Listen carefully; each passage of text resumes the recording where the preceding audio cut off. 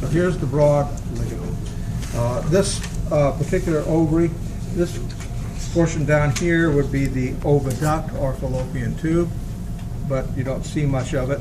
And you don't see any of the overarching os fimbriae in this model. It's just to show the ovary as an endocrine gland and a reproductive gland.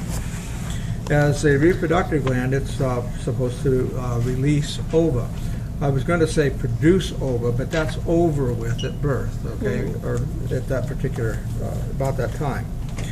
And when follicle-stimulating hormone arrives from the pituitary gland, it'll cause one of the follicles, okay, which is small at this point, to enlarge. Okay. Now, sometimes more than one will enlarge. Okay. And with fertility drugs, I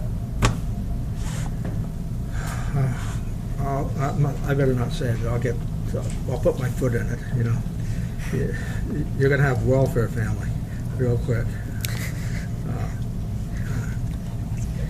Would you want 6 kids? No. Do you want to be Octomom? What is she doing tonight?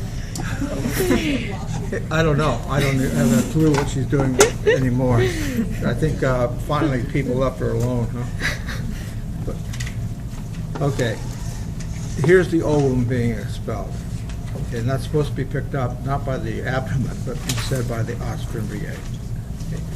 When the ovum is emptied, it will collapse. Okay.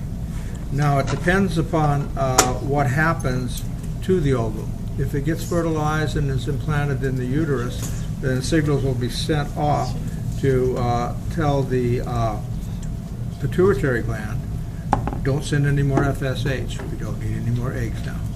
But if that's not the case, then the cycle repeats. When this collapses, it forms this structure here. I'm sorry, forms this structure here. And it's yellowish. Mm-hmm. This is the corpus luteum. Okay. Luteum means yellowish in color. Corpus is body. Okay. That will persist for a few weeks to a few months, but it will gradually turn into this structure. While it's a corpus luteum, it will tend to give off progesterone. Okay. That's a feedback signal to the pituitary that we got your message, we did what we had to do with the FSH, you know, leave us alone. When this thing quits working, then the pituitary gland doesn't get any more cease and desist signal. It sends the FSH again. This continues to work throughout pregnancy. If there's no pregnancy, it will stop working, and the cycle will continue or repeat, as long as there are any follicles to be acted upon.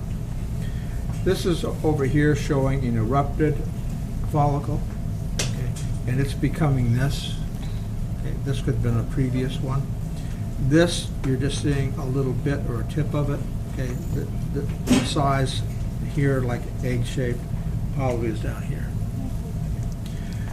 Once the progesterone is finished with, this gradually turns into this structure. This is just a leftover remnant. It has no function. It's the corpus albicans. Corpus luteum, yellow. Albicans, white or gray. Okay. So here's the follicle enlarging, ovum being released. Then this becomes the corpus luteum, and eventually it will become a corpus albicans. That's it.